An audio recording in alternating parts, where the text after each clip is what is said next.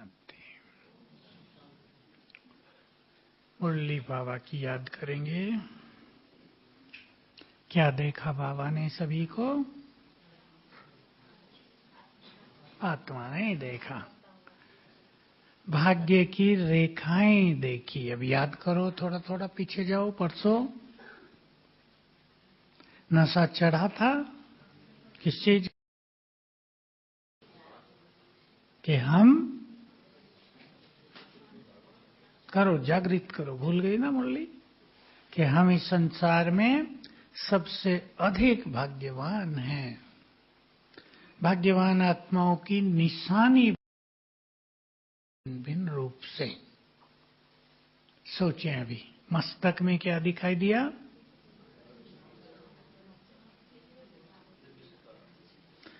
मस्तक में चमकता हुआ सितारा।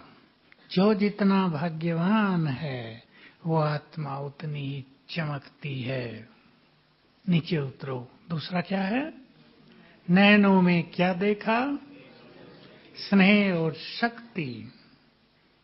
वाइब्रेशंस नैनो से फैलते हैं। आत्मा जितनी प्रेम युक्त बनी है, परमात्म प्रेम में मगन रही है, और जितनी शक्तिशाली बनी है वो, तो वो भाग्य नैनो से दिखाई देता है। तीसरा और नीचे आओ। मुख। मुख में क्या होता है?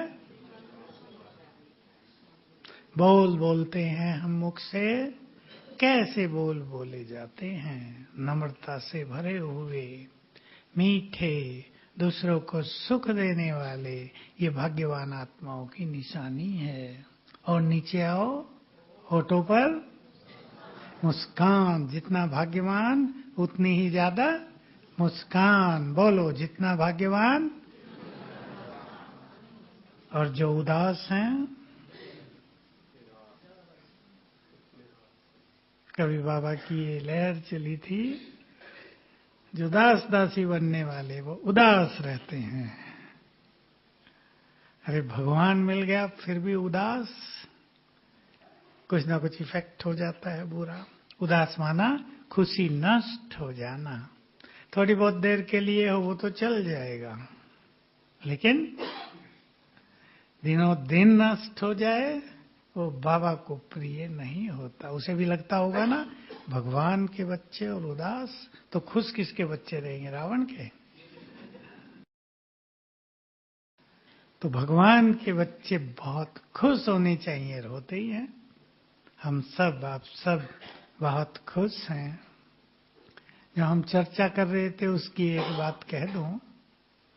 कई लोग कहते हैं घर घर को मंदिर कैसे बनाएं हम अकेले ज्ञान में। एक माता आई अभी, हमारे घर में 4 लोग, तीनों मैं नहीं खाती, अब मैं कैसे उन्हें छुड़ाऊं, मंदिर बनाऊं? बात तो, विचार तो चलता है ना मनुष्य का। उत्तर क्या है? बोलो कुमार।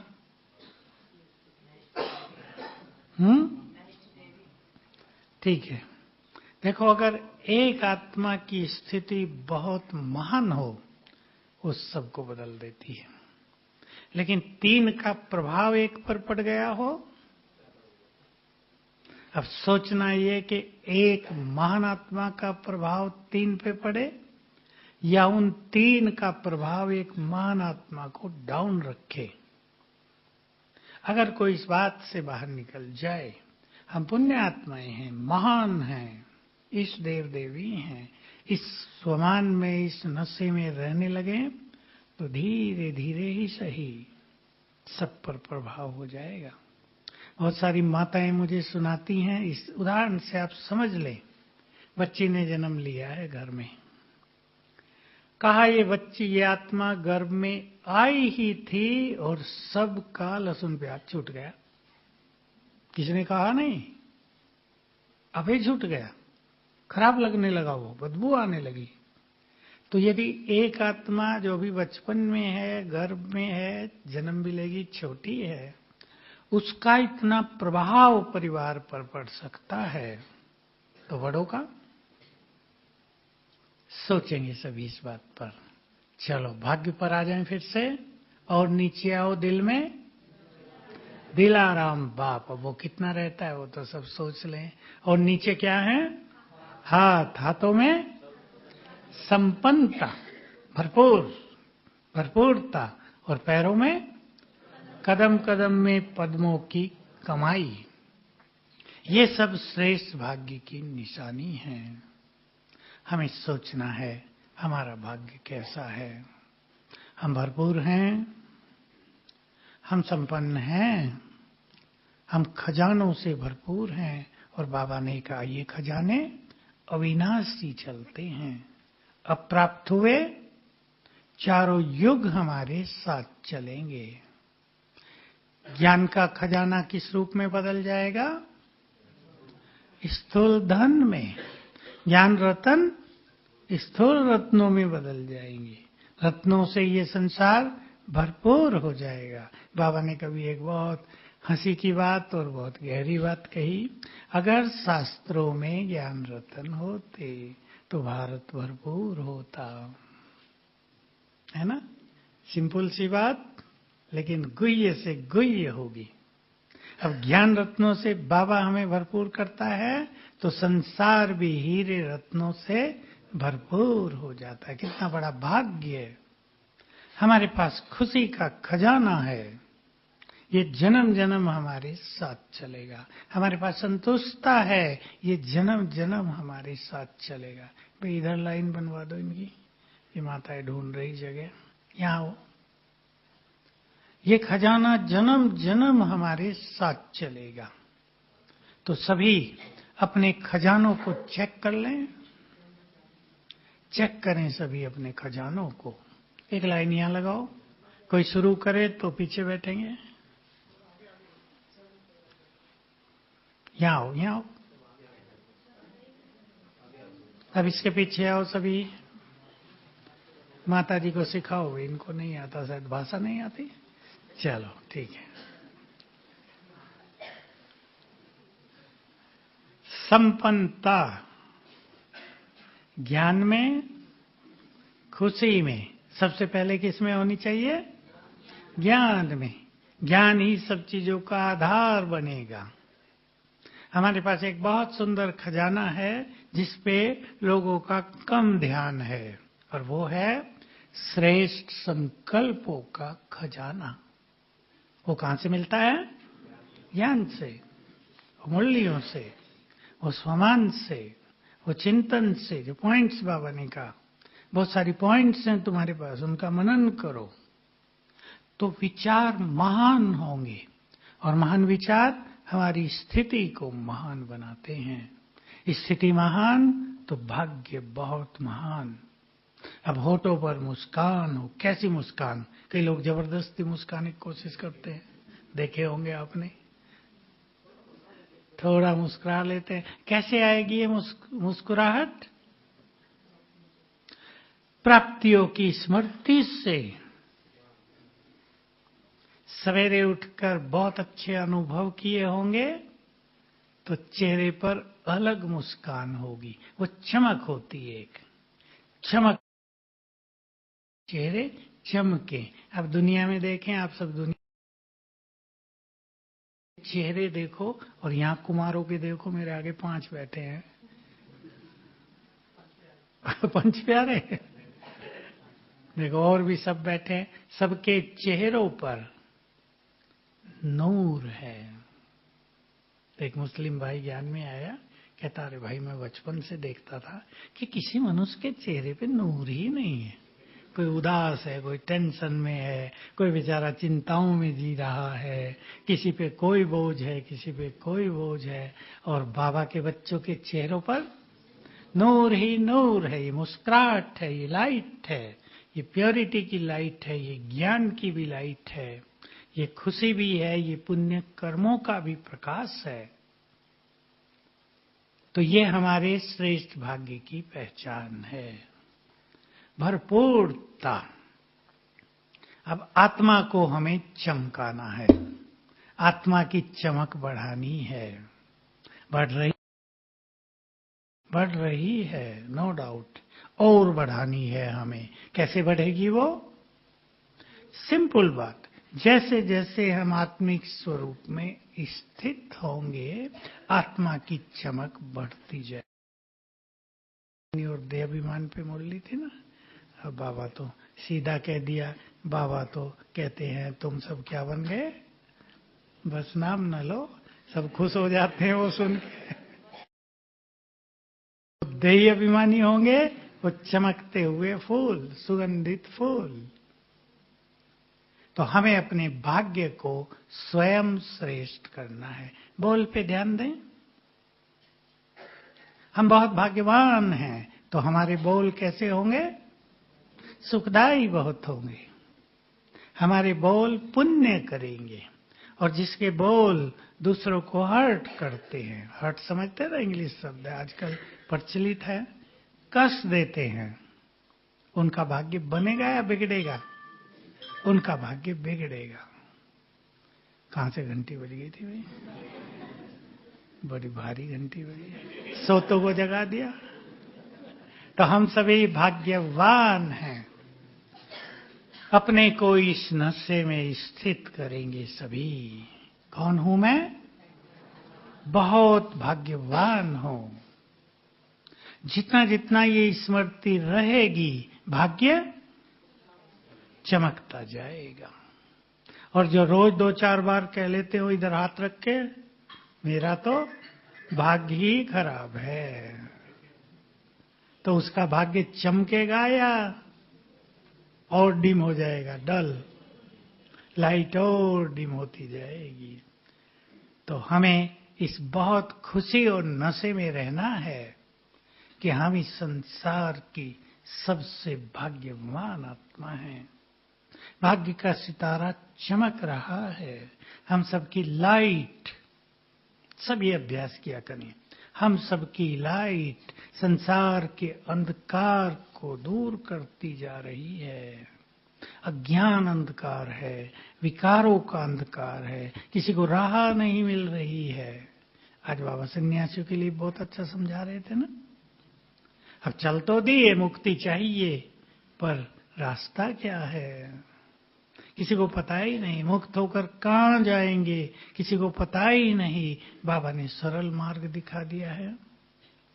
अब हम दूसरी बात पे चर्चा कर लें। मेरा बाबा कहा और बोलो, ठीक बोल रहे, अधिकार प्राप्त किया।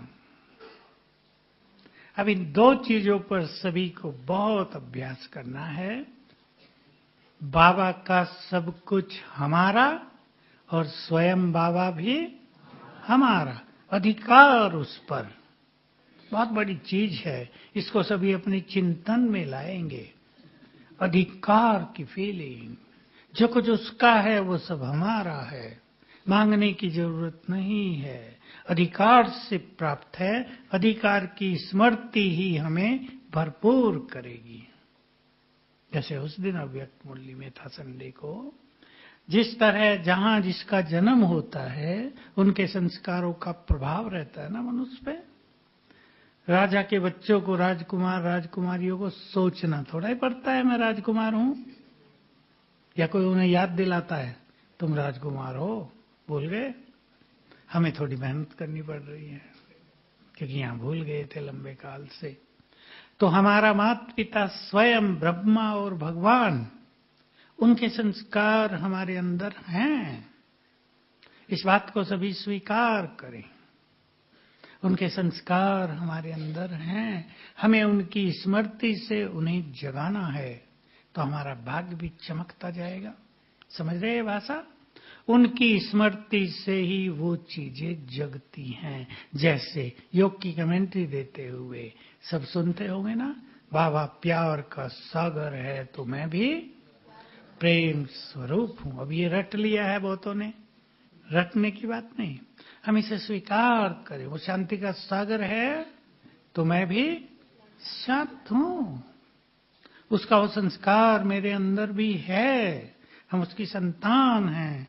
वो शक्तियों का भंडार है, सर्वशक्तिवान है, तो उसकी शक्तियां मेरे पास भी हैं। शेर का बच्चा थोड़ा कभी सोचेगा मैं शेर हूं क्या? कुत्ते आ गए 10 भौंकने लगे और भागा, होगा ऐसा? उसको देखते ही कुत्ते भाग जाएंगे, वो कुछ करे या ना करे। हम स्मृति स्वरूप बने, इस पे बहुत ध्यान देना है। स्मृतियां ही तो हमारी सोई हुई शक्तियों को जगाती है ना। हनुमान का उदाहरण याद कर लिया करें।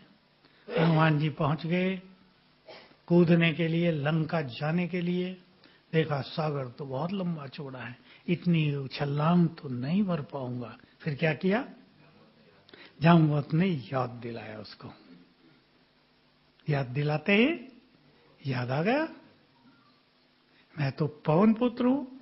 अब देखो कहां जड़ी बूटी लेने के लिए हिमालय तक चला गया उछल के, और कहां वो छोटा सा सागर नहीं कूदा जा रहा था।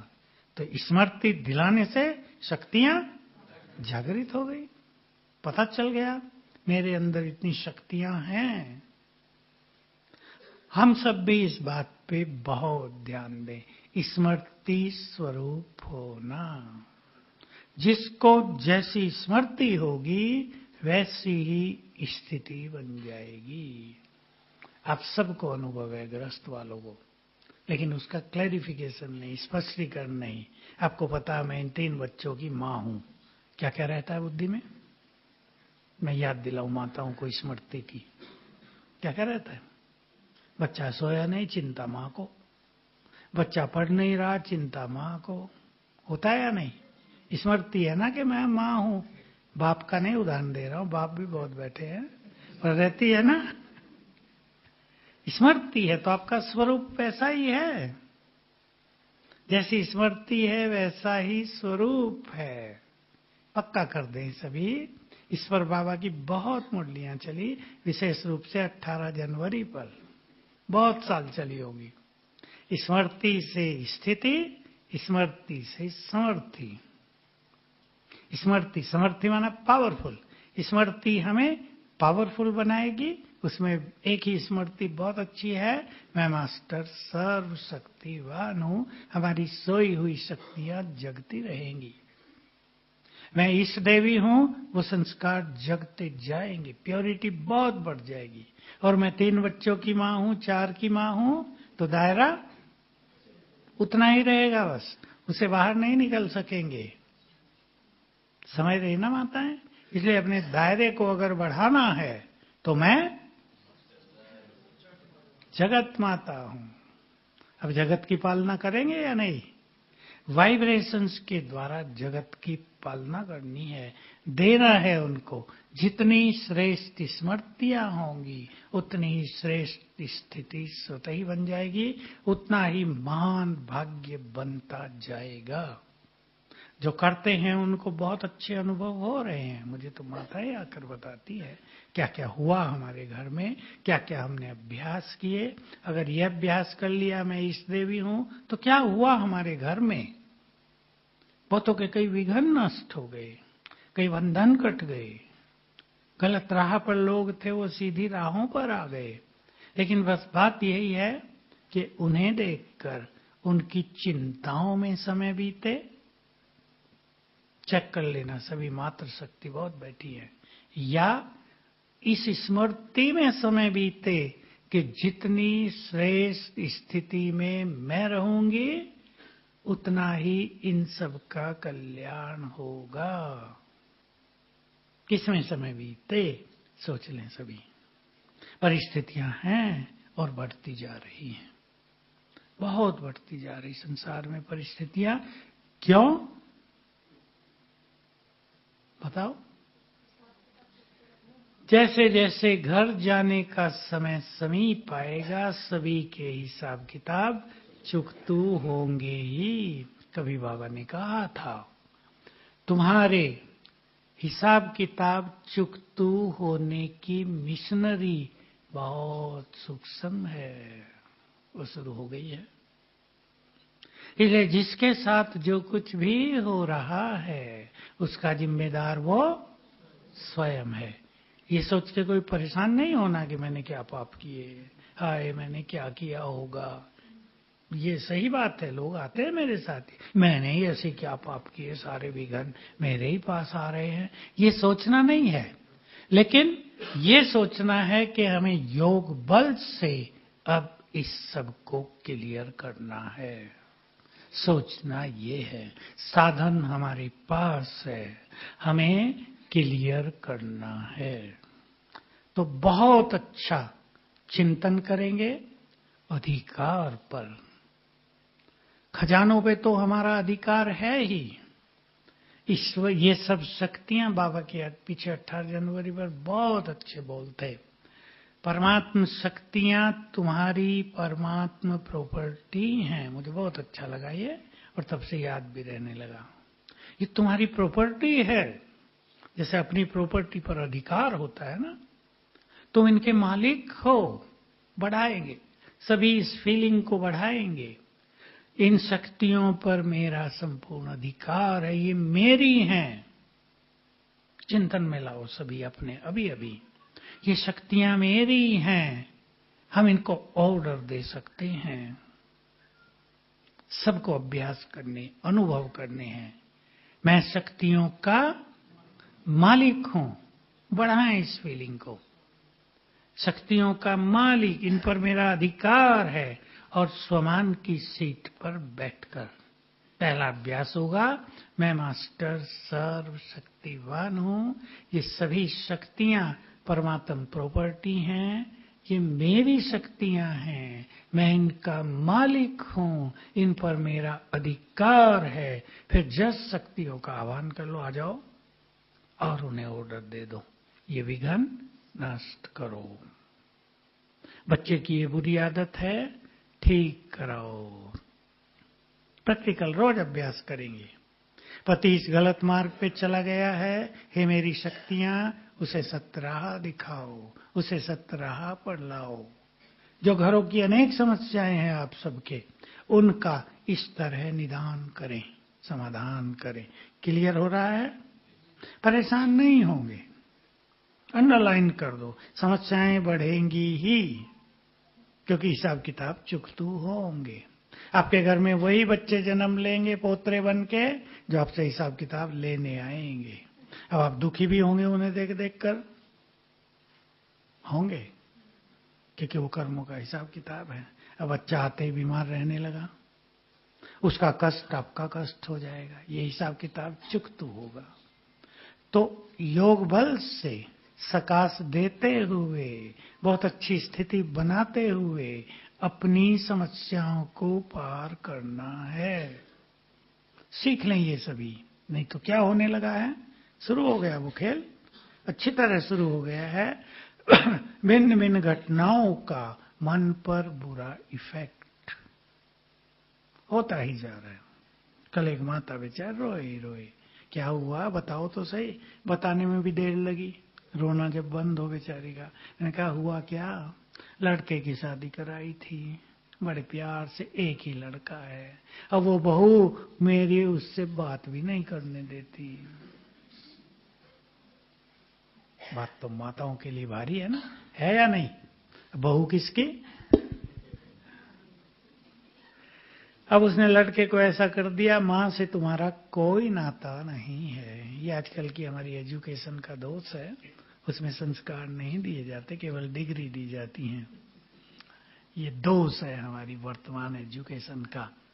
अब बेचारी मां दुखी, 19 साल से ज्ञान में सारा सुख चला गया है, योग में मन नहीं लगता, एक ही तो बेटा था, अब उसे बात ही न करने दे तो कैसे काम चलेगा। तो ये सब समस्याएं हैं दुनिया में, बहुत बढ़ती जा रही हैं।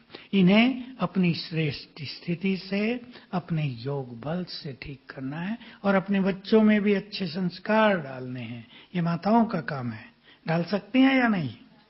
भले ही आजकल कलयुग का प्रभाव भारी है, भारी है, हम वो भी जानते हैं। मां की कोई सुनेगा नहीं, जिसको जो करना वो करेंगे ही। लेकिन फिर भी आपकी स्थिति जितनी महान होगी, बच्चों पर उतना ही सुंदर, बहुत पॉजिटिव प्रभाव रहेगा ही। ये भी सही है कि वो हिसाब किताब लेने आ रहे हैं, हमने उनको कभी कष्ट दिया, वो रिटर्न करने आ रहे हैं। इन सब को जानते हुए भी हमें अपनी स्थिति को बिगड़ने से बचाना है।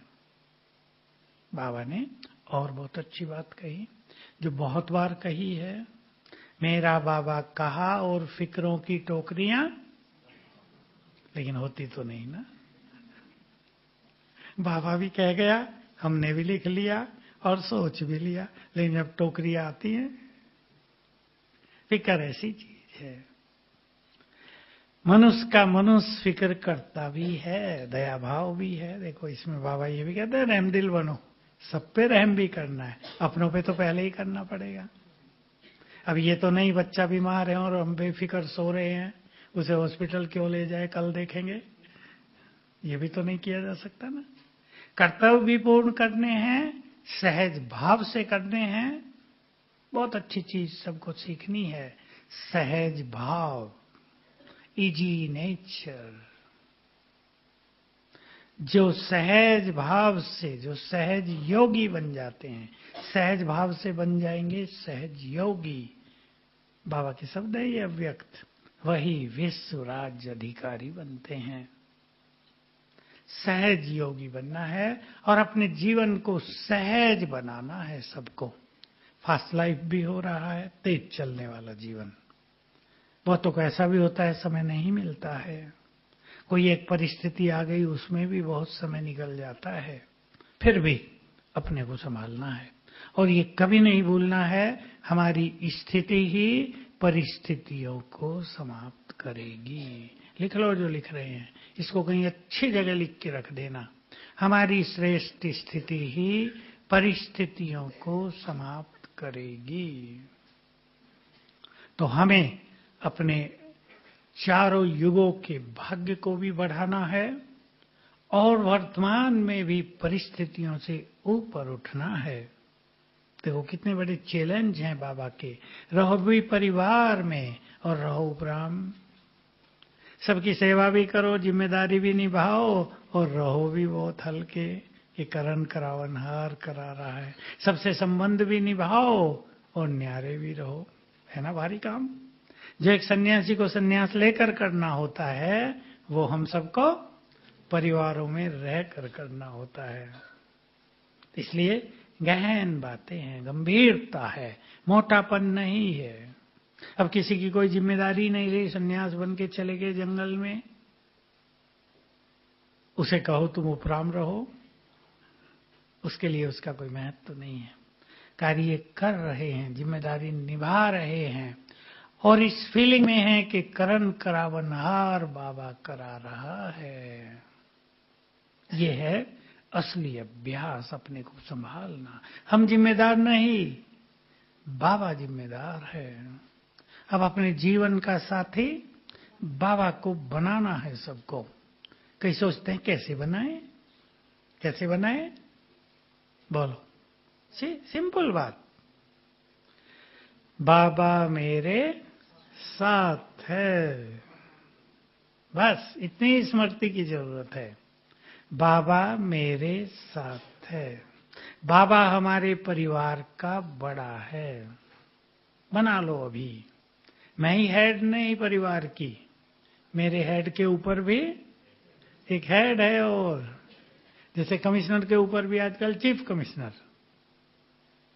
हम हेड नहीं तो सारा हेडक हमें ही रहता है, बाबा है। बाबा मेरे साथ है, इस फीलिंग में रहना, इस स्मृति में रहना, ये तरीका है बाबा को साथी बनाने का। और कुछ इसमें जटिलता, कोई गुह्यता नहीं है। करेंगे याद इसको, चिंतन में ले आओ। कैसा सुंदर समय आया है, ऐसे देखो चिंतन करे पॉइंट का। कैसा सुंदर समय आया है, हमने 5000 साल की यात्रा पूरी की और अब अंत में भगवान साथी बन गया। अब हम अकेले नहीं, हमारे परिवार के 4-5 लोग ही हमारे साथी नहीं, अब भगवान भी हमारा साथी बन गया, भाग्य विधाता हमारा साथी बन गया। इसको अपने गहरे चिंतन में ले आओ।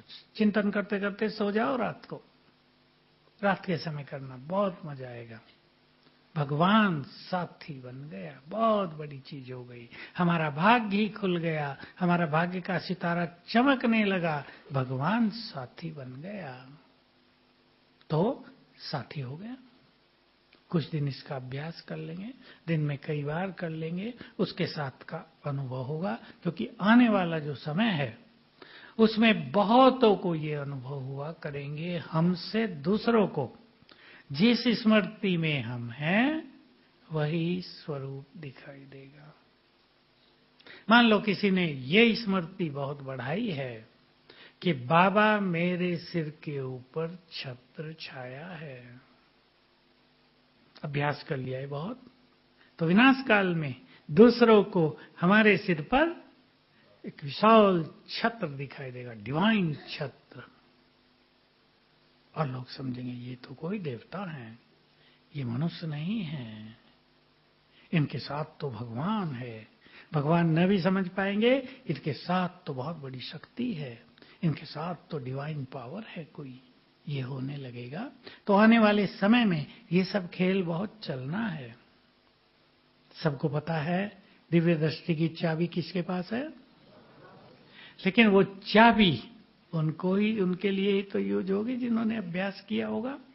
अब कोई इस देवी बनी न हो और बाबा उस भक्तों को इस देवी का साक्षात्कार कराए, उसे कराएगा? करा दिया तो भक्त आएंगे, हमारी मनोकामनाएं पूर्ण करो। अब वो इस देवी है ही नहीं तो क्या करेगी बेचारी? पहले मेरी हो जाए फिर तुम्हारी करूंगी, हो जाएगा या नहीं? अभी तो मेरी नहीं हुई। तो जिसने जो अभ्यास लंबा काल कर लिया वही स्वरूप संसार देखेगा। तो हम हो जाएंगे भाग्य विधाता, जिनका अपना भाग्य बहुत बड़ा बन जाएगा, जो अपने भाग्य के सितारे को बहुत चमका लेंगे, वो मास्टर भाग्य विधाता बन जाएंगे, बन गए हैं। जो दूसरों का भाग्य बना रहे हैं भिन्न भिन्न तरह से। आप सब भी यहाँ भाग्य बनाने आए हो ना? सेवाधारी कौन कौन बैठे हैं? सब भाग्य बना रहे हैं ना? बहुत सारे हैं, लगभग सभी भाग्य बना रहे हैं ना? बल मिलता है इसका। बाबा के बहुत अच्छे शब्द भी थे दुआओं पर। बोलो, याद है किसी को? दुआएं मिलने से अतीन्द्रिय सुख मिलता है, अर्थात बहुत खुशी रहती है। कैसे मिलती हैं दुआएं? दुआएं भी भाग्य का आधार हैं। कैसे मिलती हैं दुआएं? अब आप सेवा कर रहे हैं तो किसकी दुआएं मिल रही हैं? बोलो, ब्राह्मणों की भी। अब नीचे से पार्टी आई, 2000 आए, बेचारे कोई भूखे आए, कोई कैसे आए, किसी को उल्टी हो गई होगी रास्ते में, किसी की तबीयत खराब हो गई होगी, आपने उसको मदद कर दी तो दुआएं मिलेंगी ना। वे बाकी यहाँ घूमना उसका सुखदायी हो जाएगा। अब किसी को उल्टी हो गई हो, उसको नींबू पानी चाहता हो और कहीं न मिले, उसकी मनोस्थिति आप देखो, और आप उसे मदद कर दें, जो कुछ चाहिए वो दे दिया गया, तो उनकी दुआएं मिलेंगी ना। ये सूक्ष्म दुआएं हैं जो हमारी खुशियों को बढ़ाती हैं, जो हमारे पुण्य कर्मों को बहुत बढ़ाती हैं। और जब पुण्य कर्म बढ़ते हैं तो पाप का फोर्स ढीला हो जाता है। इसलिए सेवा बहुत बड़ी चीज है। देखो, भगवान ने यज्ञ रचा, कितने घोड़े उसमें आ गए? आप सब घोड़े हो ना कुमार? सब घोड़े, तेज दौड़ने वाले घोड़े, बाबा के कार्यों को सफल करने वाली आत्माएं। तो जो भगवान के कार्य सफल करेंगे उन्हें उसकी भी बहुत दुआएं मिलेंगी। और किसी की सेवाओं में कंप्लेंट्स निकलती रहे, किसी की सेवाओं में विघ्न पड़ता रहे, तो सोचो, सेवाओं की शिकायत होती रहे कि भाई खाना तो खिलाते हैं पर 2 उल्टी बात भी बोल देते हैं, तो दुआएं मिलेंगी? तो अपनी सेवाओं से सबको सुख देना बहुत सुंदर बात है। अपनी सेवाएं ऐसे करना कि कोई शिकायत ना हो उसमें कि ये तो टाइम पे नहीं आते, ये तो आधा काम करते आधा छोड़ते हैं, ये तो छोड़ के ही चले जाते हैं, बुलाते रहो तो इनका आता पता नहीं। इससे सेवाओं का बल नहीं मिलता। सभी सेवाधारी भी और जो समर्पित रूप से काम करने वाले, उनको ये ध्यान रखना है।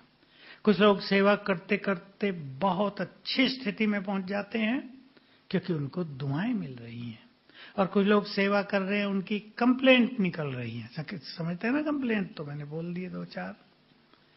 उनके सेवाओं में विघन पड़ता रहता है। या कुछ ऐसे लोग भी हैं जो खुद आएंगे और विघन शुरू, उनके नेचर ही ऐसी होती है, उनका व्यवहार ऐसा होता है, तो उनको सेवाओं का बल नहीं मिलता, उनका भाग्य भी नहीं अच्छा बनता। इसलिए बहुत लोग सेवाओं में पूरा समय लगा देते हैं लेकिन सुख नहीं पाते हैं। हम साक्षी होकर देखते रहते हैं, किसी ने थोड़ी सेवाएं भी की हैं लेकिन सुखदायी सेवाएं की हैं, किसी ने थोड़ा काम किया है लेकिन यज्ञ को निर्विघ्न बनाया है, किसी ने अपना कार्य किया है और इस तरह किया है कि उसकी कोई शिकायत नहीं है, उनको बहुत बल मिलता है। बाबा भी उन पे राजी रहता है, सब आत्माओं की दुआएं भी उनको बहुत मिलती हैं। तो बाबा मेरा साथी है। और अच्छी तरह प्रैक्टिस करना, बेफिक्र बादशाह की बहुत बड़ी स्थिति है। बहुत विशाल ज्ञान चाहिए इसके लिए, बहुत विशाल ज्ञान चाहिए, बहुत ज्यादा विश्वास चाहिए, बहुत ज्यादा धीरज चाहिए। बातें आती हैं, बाबा की बात याद दिला दो जो प्रैक्टिस करनी है। मेरे को तेरे में बदल कर, प्रैक्टिस करनी पड़ेगी। मेरे को तेरे में बदल कर, फिकर बाप को दे दो और ले लो फकुर, और बन जाओ बेफिक्र बादशाह। यह है पूरी बात। लेकिन इतना विश्वास हो कि बाबा को हम दे रहे हैं तो वो सब करेगा। उससे अच्छा जिम्मेदार तो कोई हो ही नहीं सकता ना। बहुत गहरे सूक्ष्म विश्वास की बात है। कई तो कहते हैं बाबा क्या करेगा, करता ही नहीं, बहुत देख लिया, हमें ही करना पड़ता है। कर्मों के अनुसार कहीं कहीं इंतजार भी करना पड़ता है। दिखाते हैं ना, लोगों ने कमेंट्स लिखे हैं कि कंस का राज था। ठीक है, वो कहानियां जैसी भी हैं, झूठी सच्ची, वो तो हम जानते हैं। कंस का राज था, लंबा चौड़ा, कितने साल कंस ने कष्ट दिया लोगों को, फिर श्री कृष्ण ने उसको मारा। इतने साल कष्ट देने दिया, पहले ही मार देता। तो धीरज तो रखना पड़ता है, क्योंकि कर्मों का भी खेल चलता है। और कलयुग के अंत में, कलयुग का अंत आ गया है ना, पाप का अंत, इसलिए पापियों का प्रकोप ज्यादा है, वो रहेगा भी। पुण्यात्माओं को कष्ट भी सहना पड़ेगा, उसके लिए अपने को तैयार करें। तो अपने को बहुत अच्छी स्थिति में रखकर बाबा को फिक्र देने की प्रैक्टिस करें। ये भी प्रैक्टिस है एक बहुत अच्छी, यहाँ पे नहीं होता। फिक्र तो माँ के, दादी के ऊपर ही सारा रहता है। रहता है नहीं, दादियां बहुत बैठी हैं, रहता है। लेकिन ये बहुत अच्छी प्रैक्टिस करें। सब कुछ तेरा, जो भक्ति में कहते आते थे, तो फिक्र भी तेरे, चिंताएं भी तेरी, लेकिन उसके बाद निश्चिंत रहना सीख कर उसकी आज्ञाओं पर चलेंगे। हमने कह दिया बाबा ये जिम्मेदारी है, ये आपकी, आप इसे पूरा करना। आप अगले दिन सवेरे जल्दी उठो, देखो विधि, योग लगाओ, मुरली सुनो, आपको सुंदर उत्तर मिल जाएगा, समाधान मिल जाएगा। क्योंकि बाबा पर छोड़ा ना, तो वो ऐसी सहज और छोटी विधि बताएगा जिससे आपकी समस्याएं समाप्त हो जाएंगी। ये है बाबा के भरोसे निश्चिंत जीवन जीना। कई लोगों ने इसको ऐसे समझ लिया कि बाबा को देकर फिर हमें कुछ नहीं करना है, वही करेगा। ऐसे नहीं, वो विधि बता देगा, वो बल देगा, वो टच करेगा बातें। बाबा ने कहा था कभी, अव्यक्त मुरली है, कि जब कोई घटना होती है बाबा समाधान तब भी टच करता है, लेकिन तब बच्चे उलझे रहते हैं तो उसको कैच नहीं कर पाते, फिर अगले दिन सवेरे भी समाधान टच करता है। अगर क्लियर लाइन करके बैठेंगे तो पता चल जाएगा कि ये करना है। तो सभी इस तरह इस मुरली पे चिंतन करेंगे, उसकी शक्तियों पर भी अधिकार और उस पर भी अधिकार, चिंतन करना इन दोनों बातों पर, तो हमारा लेवल भी बहुत ऊंचा हो जाएगा, हमारे विचार भी महान हो जाएंगे और हम उसको और उसकी शक्तियों को यूज कर सकेंगे। ओम शांति।